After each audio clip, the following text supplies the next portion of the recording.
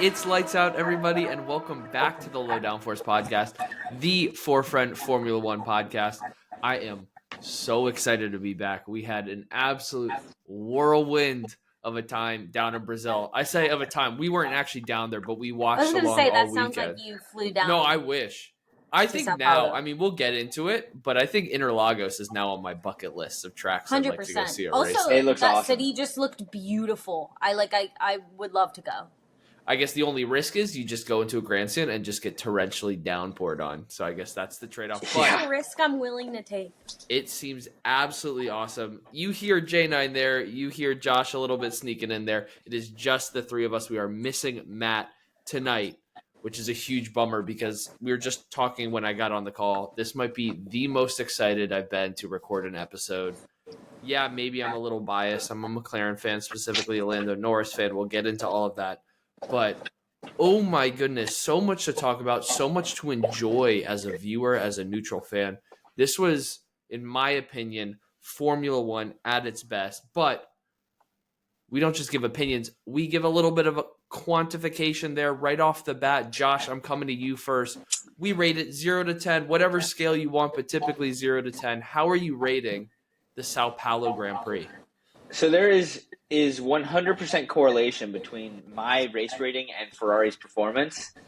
So a negative 10? No, we're not going to go that. I'm gonna give it a 7 on the conservative side because the race was great, but Ferrari doubled the NF, as is the case multiple times this season now. So 7 is my bad race because of Ferrari performance. So I feel like overall it was a good race. Jaina, what about you? Yeah, I'm going. I have it at like a 9 or 10. I think that my favorite people didn't win, but this race kept me on my toes the entire time. And there was just a lot happening at every turn, and I just think that we saw some really good racing from so many people. So it's really been hard to kind of pick, but who's my top? I have like 5 people that I want to. I did the exact same thing. So I have 4 so typed up. difficult to I have 4 choose. typed up as well, for sure.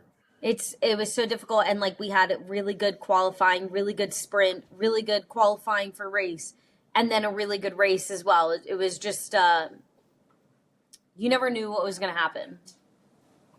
I'm totally with you. Both the race and just the weekend as a whole, of course, it was a sprint weekend, so a lot more action than we normally get, which, thank God. This is a 10 out of 10, and I know we talk about it on the podcast, we're fairly new viewers to Formula One. Josh, I think you've been the fan the longest. Maybe it's UJ9, but all fairly recent. This weekend had everything that was great about Formula One, and we're coming up on the end of the season. We're coming up on the end.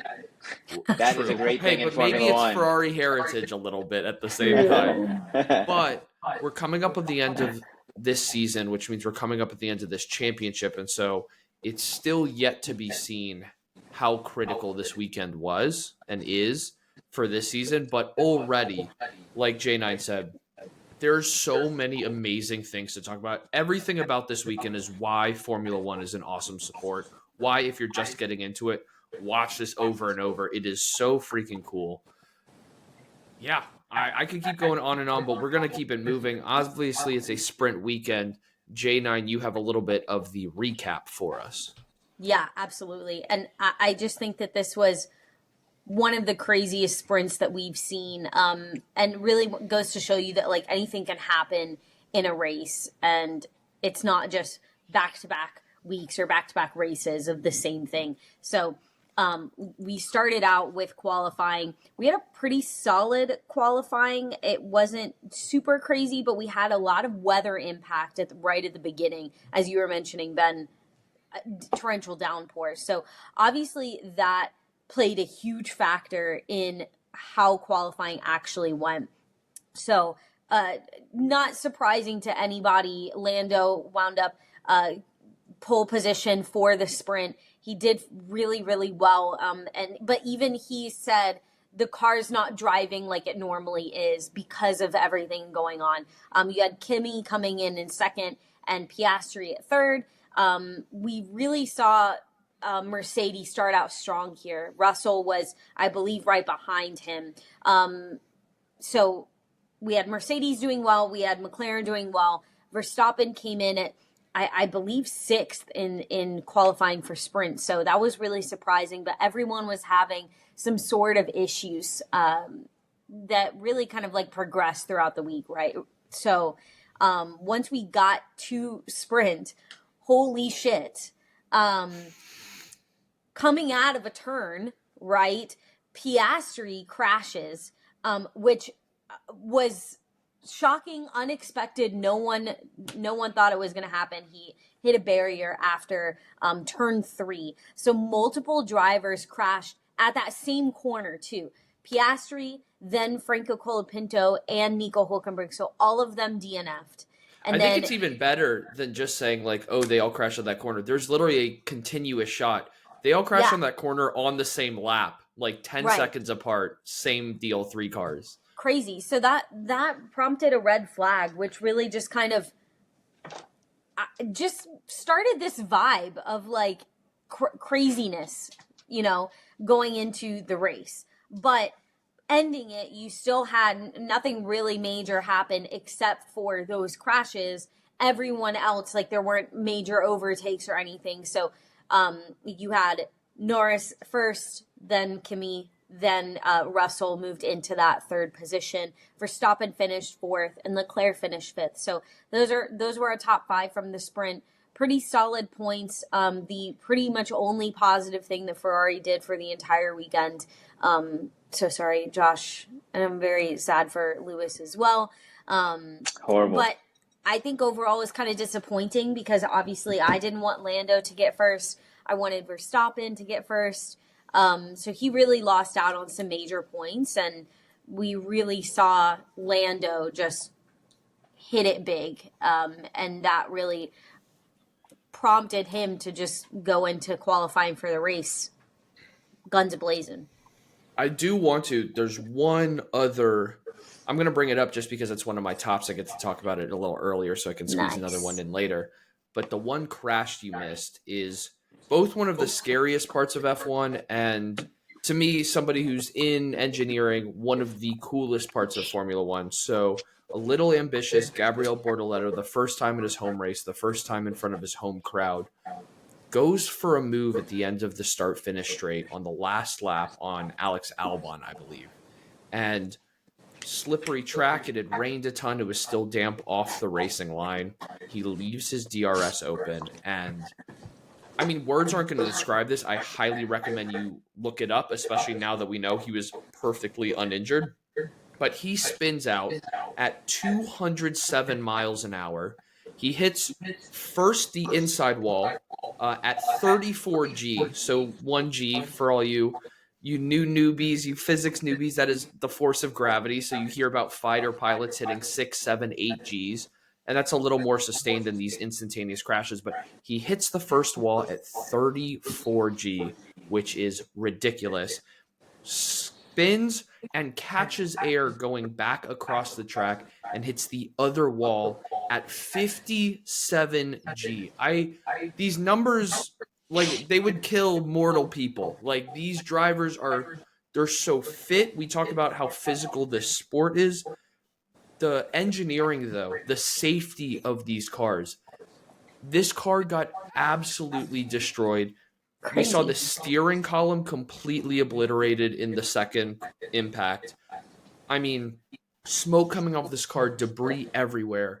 And his mechanics work hard to repair the car or rebuild the spare chassis because this one's obviously destroyed.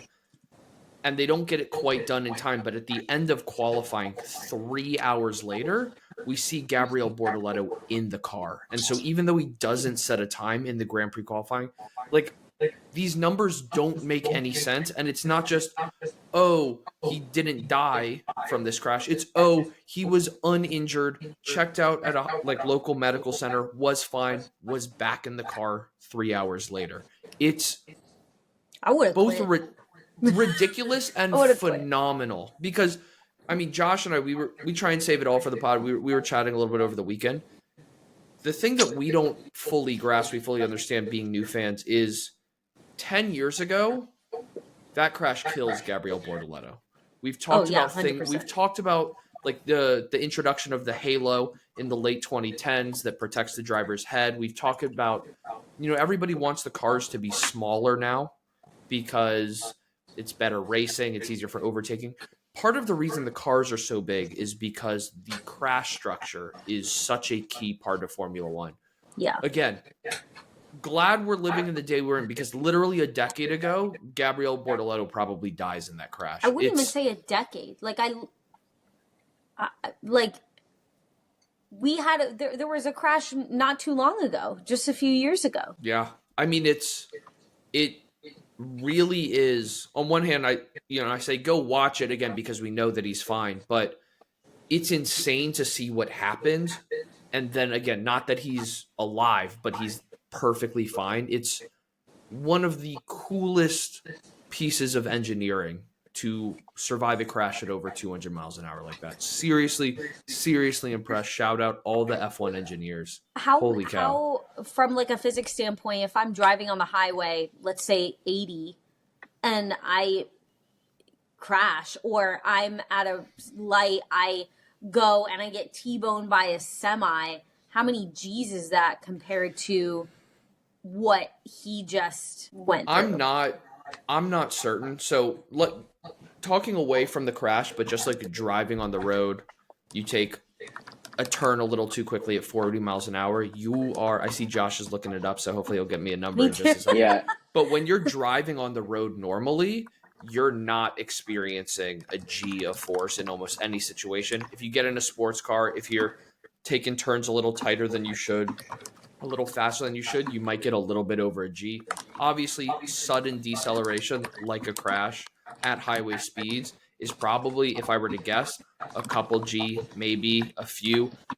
Magnitude 10x less than what Gabriel Bortoleto experienced easily. And again, it's instantaneous.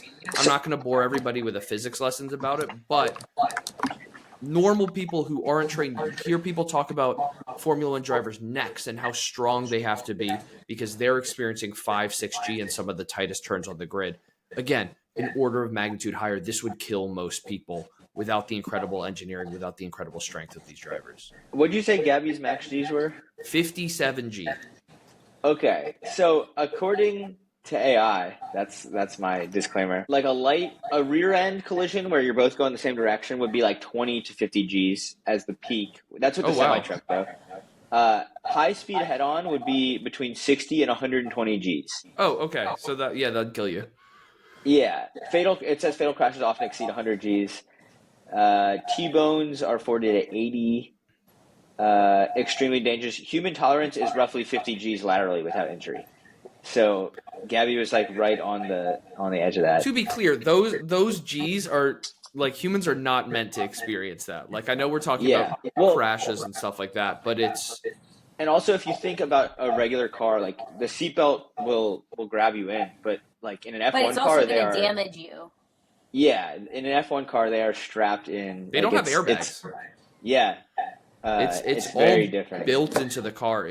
And the other thing, road cars don't usually do is after they hit a wall, they usually don't go airborne into another wall. That's true. Completely out of control, usually. And you hate it for him to see it, like in front of his fans, all of that stuff. But on the flip side, right there on that start finish straight, there are some camera angles taken from the stands that really.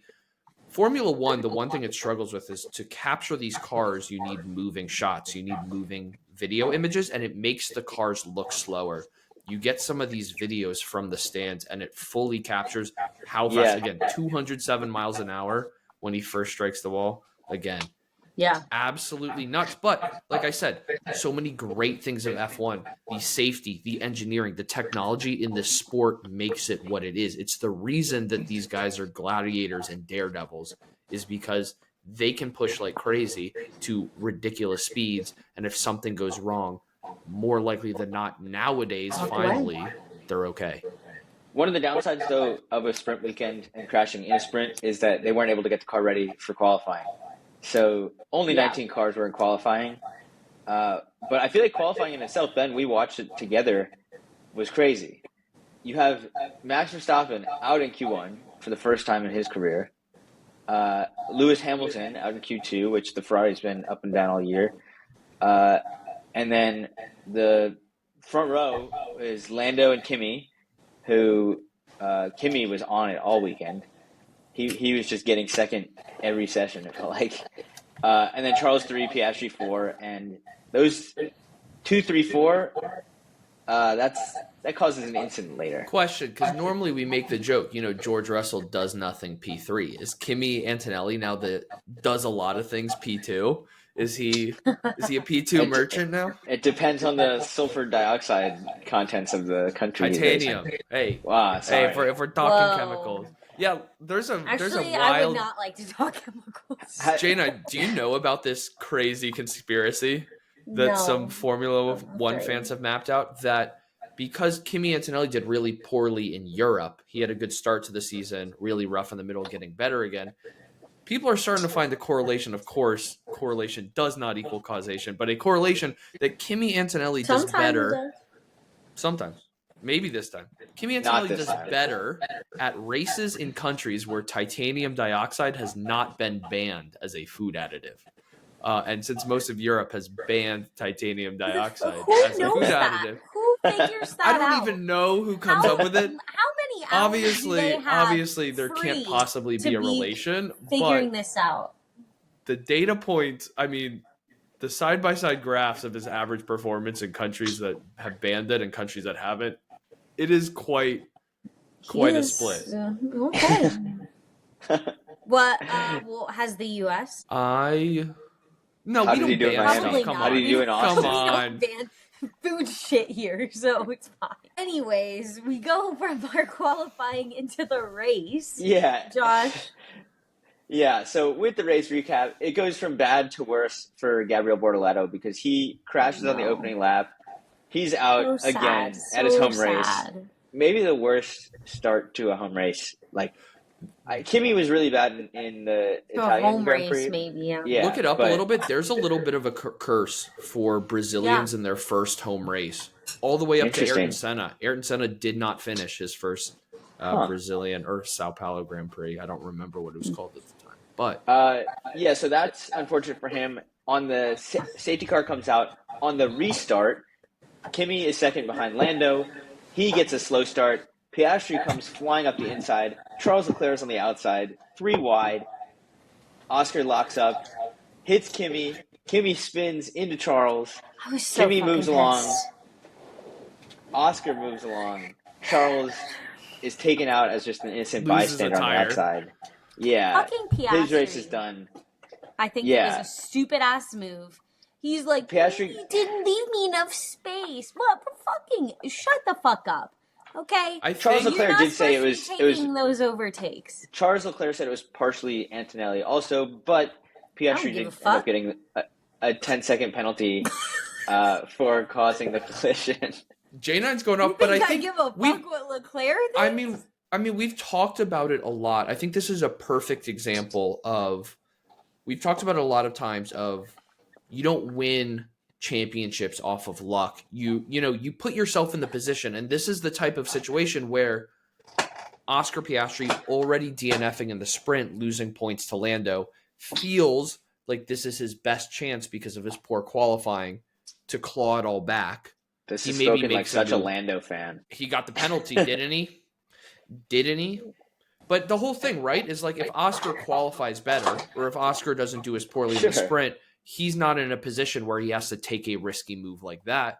It's pretty close to a racing incident, but the FIA, like you said, does give him a 10-second penalty. I Yeah. think that the McLaren car has too much speed for him to think that he needs to take that risk. He did not need to take that. Well, It Antonelli was an had such a absolute bad start that he was almost unnecessary able to convert. But later, Lewis has a small collision, gets 5-second penalty. Later retires.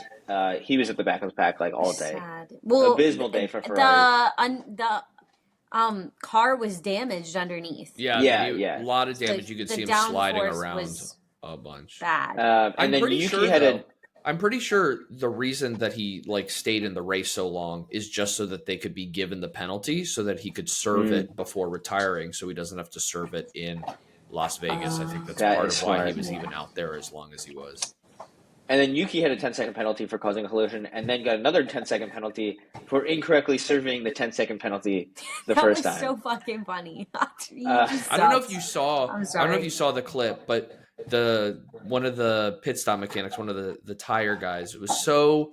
I mean, these guys train their whole lives to be as quick as possible, and he just totally forgets about the penalty. So while everybody is hands off the car, he immediately goes wheel gun to the tire and fucks it, and then they've got to serve another 10-second penalty. It's locked in. Couldn't they quick do the tires and then just hands off and then he sits there for 10 seconds? No, that's not how it allows it. But I do wonder is if somebody fucks up like that, especially because this race turned into a 2-stop, does Tsunoda have to serve that 10-second penalty at the first pit stop? I believe so.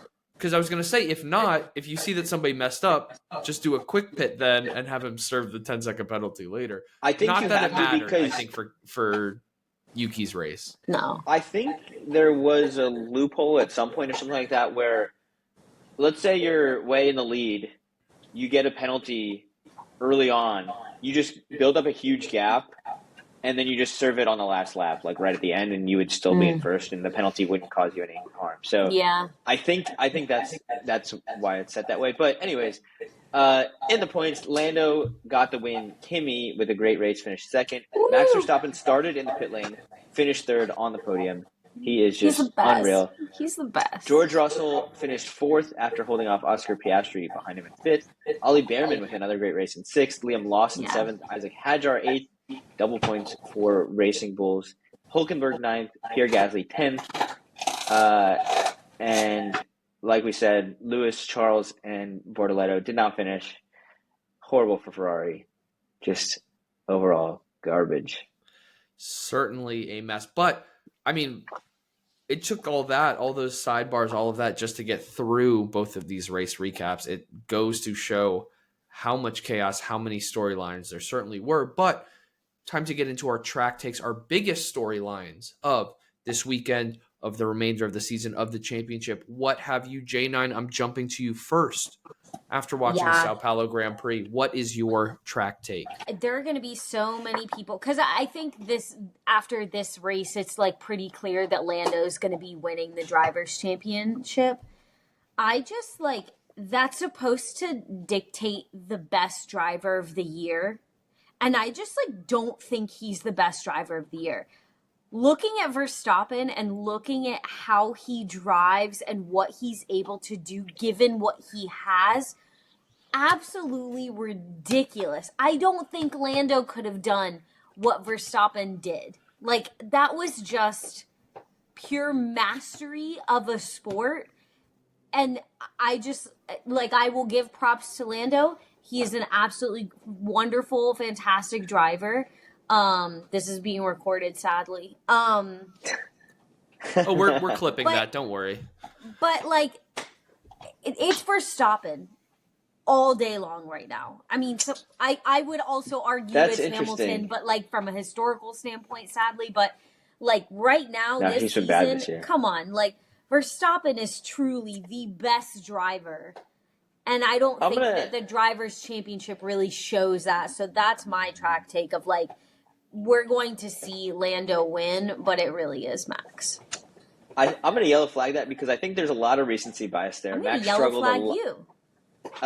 Max struggled a lot at the beginning of the year, but it is a combination of driver and car, and the Red Bull car was just not that great earlier in the year, and the McLaren has been more consistent as a car throughout the entire year. His skill in the car that he has, he is given the most the talented resources driver that he has, he is significantly better than any driver on the track. I think we're all in agreement. I got to yellow flag it as well. I think, Jana, to your point, you say Lando, you don't think can do what Max did. I don't think anybody on the grid could do what Max did in this race. And I'll get into him in my track take in a little bit. But, I mean, I know obviously the Constructors' Championship is the team title, if you will. But through and through, Formula One is a team sport. And yeah, on one hand, you could say, yeah, there's 2 drivers per team. They're both scoring points. That's why the Constructors' Championship exists. But that's not what I'm talking about right now. For the Drivers' Championship, there are literally, most of these teams, hundreds, if not thousands of people who work tirelessly, work weekends, work overtime, all of this to make the fastest cars on Earth, the fastest cars on track. And we've seen it throughout history that it takes a combination of not necessarily the best driver, but a great driver and a great car to win a driver's championship. As a Lando fan, I think all things equal, I think Charles Leclerc is a better driver than Lando Norris. And yet Charles Leclerc has never been in the position to win a driver's championship because for all the skill that he has, Ferrari hasn't given him quite the car to compete for a championship. He did have a stint at the beginning of 2022 where he was leading the championship for a little bit. But, I mean, you can boil it down to, like you just said, Jana, one of your other favorites, Lewis Hamilton. You would think if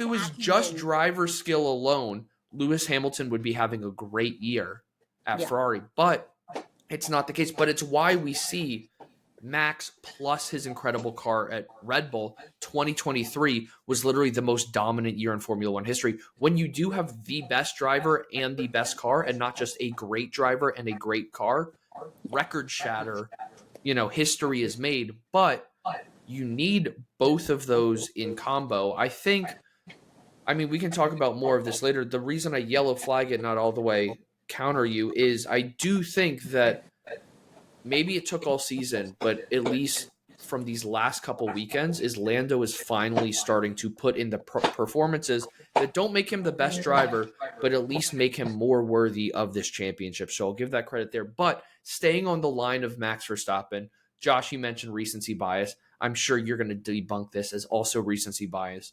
But from what I've watched in Formula One, I've gotten to see some of the height of Lewis, some of the height of Max. I haven't seen, other than clips, the other legends. Max is maybe not statistically the GOAT, but he is the most talented or skilled driver of all time. There are only 8 times in history that somebody has gone from a pit lane to a podium. I just said Max is the only person on the current grid to do it. And with this pit lane to podium, Max actually breaks the Formula One record for most starting positions to podium. He has now achieved a podium from P1, P2, P3, P4, P5, P6, P7, P8, P9, P10, P14, P15, P16, P17, P18, P20, and now the pit lane. That is absolutely fucking absurd. It really is. It sounds like he needs to get knocked out in Q2 more often to take a new engine. Just take a new engine and change your car every time. And the other thing we haven't talked about is Max suffered a puncture on lap 5 of this race. He got P3 from the pit lane, and he had to take an extra pit stop compared to everyone else. Now, was it to his advantage? It got him off the hard tire, so maybe it was a net positive, but it's crazy to think that he went from pit lane to P3, and in theory, there was room in that performance, in that day, for there to be an even better performance somehow. I just like what... He almost caught Antonelli. Yeah, but I just like hearing, and we certainly don't hear it all, but hearing the other teams talk to their drivers on the radio, like, okay, I think we're going to go with this strategy, and we're going to do C, possibly D, and blah, blah, blah. And then you hear Verstappen on his radio, and they literally are like, all right, you do you, man. You know what to do. Not like we're going to tell you what to do. And you know how to rate. You go do it. Be you. And depending on who you ask, this might not even be his best performance at this track. Because last year he went P17 to the win in the rain. A lot of people are saying that this is more impressive. He didn't have the rain to give him the benefit. There weren't as many crashes in front of him for him to make up positions. But any way you slice it, as you said, J9, nobody on this grid is doing what Max did on Sunday. No. Not even close. Yeah, I think I'm going to agree with that. I think there's flagging. Whatever. No. Whatever. I think it's it's more like a lemon lime situation. All right, Josh, what's your take? So, do you know the Ferrari slogan? Mamma mia. Okay. Next year is I our didn't. year. That's my track take. Ferrari, it's been a You're dog giving shit up. year. You're Yeah, giving up. we've given up. Ben, we'll get to your hot take later in the predictors, but Oh, baby. Ferrari has fallen to fourth in the constructors. It is all over. It's time to focus on the off season and be ready for next year because as a Ferrari Car fan, changes. Woo! as a Yeah, Ferrari exactly. fan, I would be both very excited and very nervous for next year because Yes. huge regulation changes. Ferrari is banking on the whole reason. I mean, they were fighting for the Constructors' Championship on the final race of the season last year. They came this close to winning the Constructors. And instead of building on that and bringing the fight like we all expected to McLaren, we thought this season was going to be a full season of McLaren versus Ferrari. We don't get that because they change a lot of key components of their car. It makes their car worse, but knowing that all of this is building up for next year, that these should be Hopefully. changes that help.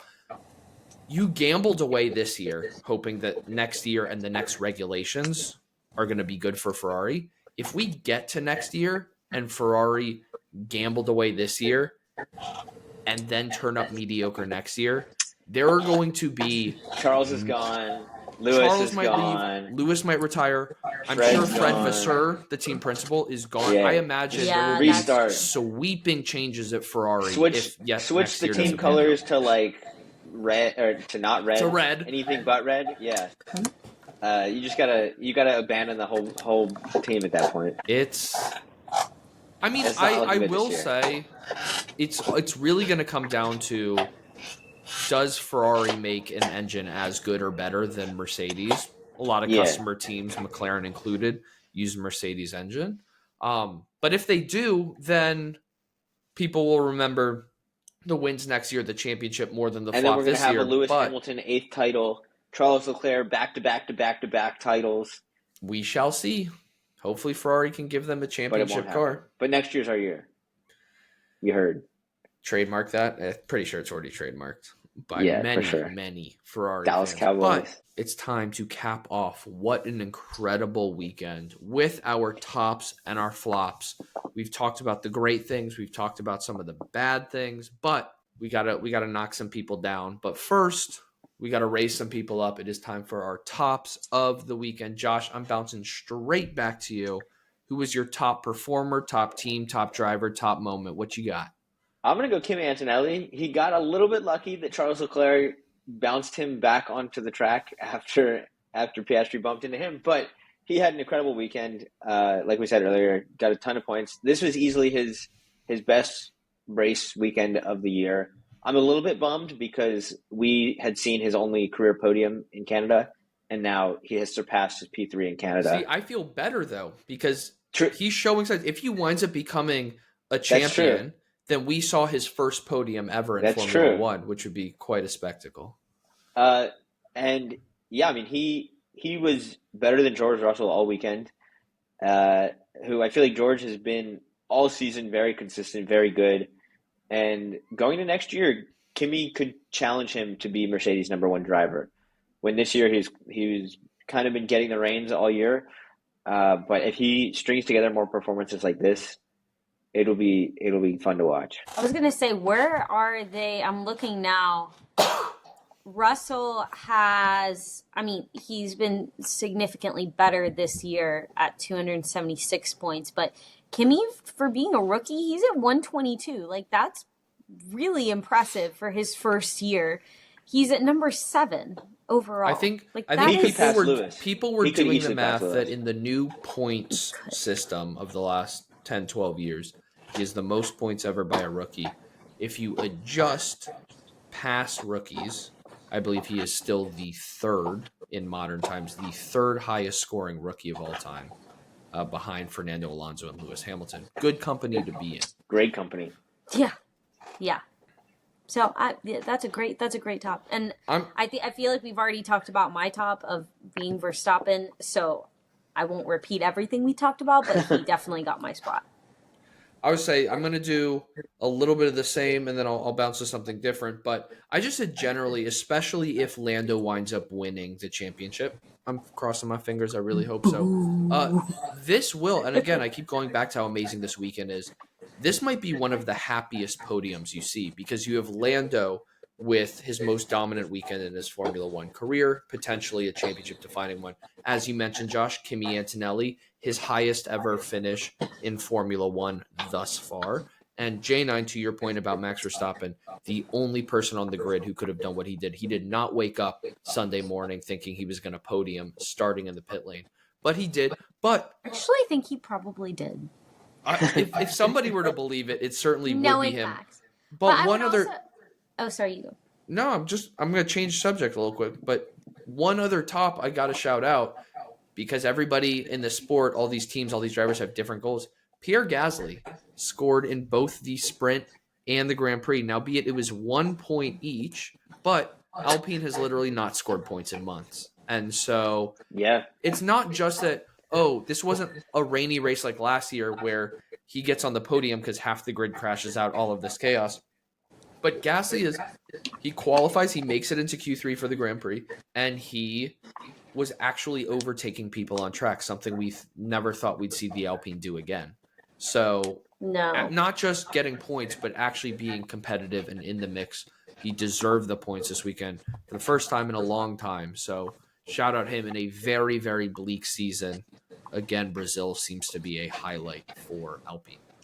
I was going to say one of my highlights was watching the podium and the celebration and just the friendship that Max and Kimi have, where Max obviously was proud of himself, but I think he was so proud of Kimi, and I think that he was so happy for him, and that really showed. It was a very happy podium, but specifically for Verstappen and Kimi, and Max showering Kimi with the champagne of like, dude, that was a great race. Like it was really like a cute bonding moment to see. I would say Kimi was the only person.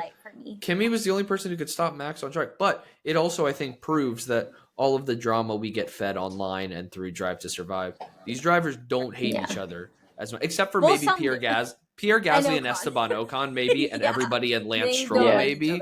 But they're definitely closer than we thought. But not everybody was all smiles this weekend, unfortunately. There were definitely some flops to talk about. J9, you like shitting on people. Who you shitting on this week? I know, right? I continue to say it, but I think that I genuinely feel bad for him at this point is Tsunoda, and he absolutely gets my flop. I've said it on the pod before. I'll say it again. He is not... He is a great driver. He is not the driver for this Red Bull car. It's just he's not good for Max being a backup. Max truly needs someone who is just as, I don't even know what word to describe Max as, but and Yuki does have like a very similar mindset, but I'm sorry, like they have to find someone who has some sort of driving style that is similar to Max so that this car is not only built for Max, but it's built for a second person, because Max's back hurts from carrying this fucking team, and they're not going to be able to win another constructor championship with just Max. It's just not going to happen. And so Tsunoda just consistently does not show up for Max and does not show up for Red Bull. There's so many factors that play into that. But my God, dude, it's not working out for him. And so I think my flop is him and Red Bull management. What the fuck are they doing? What are they going to do? Max has 341 of Red Bull's 366 points this year. Only it's 25 ridiculous. points. I actually have in my notes, because I flopped Yuki as well, it says, looks like it's Tsunodover for his Formula One career. That's bad. I'm glad I took that one. But no, he has 28 points for the season, ranked 17th, so bad. And I don't know, I can't see another driver right now who would fill that spot and like really just kick ass. Checo Perez. Who He wasn't as bad as everybody thought he was. who would have thought like a few races into the season that Liam Lawson would have outscored Yuki Tsunoda after he started at Red Bull and was abysmal? I mean, he's before not getting that far ahead, but he is ahead. Yeah, I mean that. He's Yeah, at 36 It is- I mean, versus part of 20 that- points ahead. Yeah, Part of that whole equation is Yuki has prayed for years to be promoted to Red Bull, and he finally does. And it, at what cost? It probably cost him his Formula One career. Because he is a good driver. He does have that like kind of streak of, fuck it, I'm gonna do it. But that hasn't really panned out well for him. I definitely see him staying as a reserve driver somewhere, so it Yeah. probably won't be the last we hear of him, but certainly probably. on track. Is Aston switching to Honda next year? Is that right? Or did I make Aston that up? is switching Yeah. to Honda. That could So be that's a great probably where spot he'll go. for him. But in the meantime, Josh, your flop this weekend. I got to go Gabriel Bortoleto. Like we said, home race, Yeah. absolutely abysmal. Just didn't do anything well the whole weekend. Abysmal. I feel bad for him. I mean, But- I don't know if you saw it. There's a really sad video of him in tears with his grandma after the race. It just, I think part of the reason Is he she crashed also in the sprint. in tears?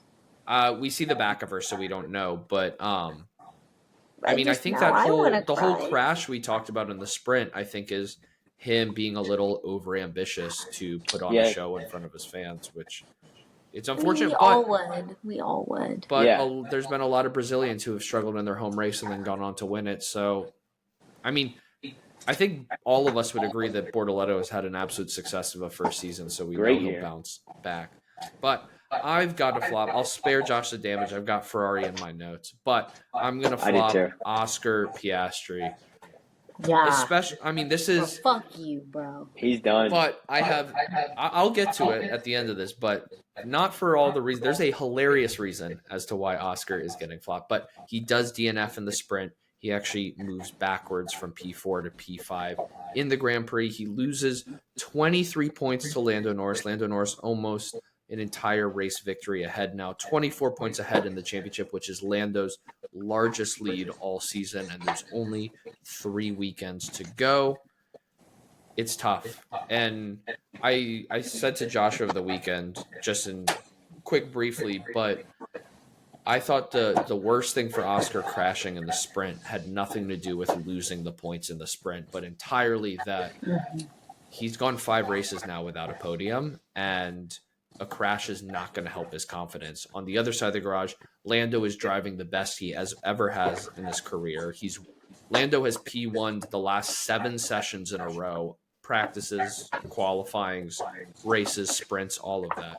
But the real reason Oscar Piastri is the flop of the week is he had a partnership with a burger company in Australia called Grilled that ran a promotion that every time Oscar Piastri got on the podium, you would get a free burger. And as of today, they have had to change that promotion to anytime Oscar finishes a race, you get a free burger. So if his confidence wasn't hurt already, even some of the companies in Australia are saying, we got to find ways to give out free burgers that are a little easier because Oscar is That's definitely underperforming. Yeah, it's really at the rough end of the for him. season. That feels. I mean, I don't even know if that's That's going to make bad. its way back to Oscar, but that feels so unnecessary and brutal. And this company's like, please take our burgers I know, in right? any way. That's Crazy. You see the company like pull it back. They're like, "Ooh, Yeah, we gave you a too many full free burgers. entree, and now we're gonna give you a free drink." Ugh. You know, Salt. like Salt in the wound for sure. It's painful, but we'll see. There's I'm 3. excited for hey, this next race. Hey, the championship is mathematically not over. Not only is Oscar still alive, but Max, albeit needs a miracle, is still alive. It's why you can get lucky over a race. You can get lucky over a weekend, but you got to take the championship all the way to the end, which we are also doing in our very own Predictors Championship. Josh, you teased it a little bit earlier, but some hot takes were hit this week and maybe some high scores coming in. Yeah, the scoring is definitely starting to bunch up because me and Matt, who are out in the lead, both only got 1 point. And Ben and J9, you each got 5 points because you both hit your hot take. You got Let's two go, J9. other predictions. So now it's me with 44, Matt with 41, J9 with 34, and Ben with 32. So it is a tight race with 3 races left. Or yeah, technically it's mathematically anybody's still, but because of like us likely having overlapping picks here and there, I'm gonna say it's unlikely, Ben, that you or J9 come back from You third never and J9, know. fourth. it You never sounds know. like he doubts us. Yeah, that sounds like a he- challenge to me. But yeah, it You is know what? possible. So I'm we'll a see. red flag that, Josh. Yeah. I mean, J9. So, anyways, it's close. We got 3 more races. J9, you've been hyping up Max Verstappen. He needs a miracle. We need a miracle. Who says we can't? Why not? I am Max Verstappen. That's why we play the game. I don't know if you can tell. That was a long episode. That was an exciting episode. A lot to talk about. Again, I highly encourage you, if you're getting into Formula One, look at least some of the highlights of what went down in Sao Paulo, because it was a legendary Formula One weekend, one that could be talked about for years and years to come. But the story is not over. As we've all mentioned this episode, there are 3 race weekends to go, one of which is a sprint weekend. So still plenty of action to get in before the cold winter comes. There is a lot to happen. There is a championship still to be crowned. So thank you for listening all season. Thank you for listening to this episode, and we hope you continue to listen through the rest of the season. But until then, everybody, stay speedy. Goodbye.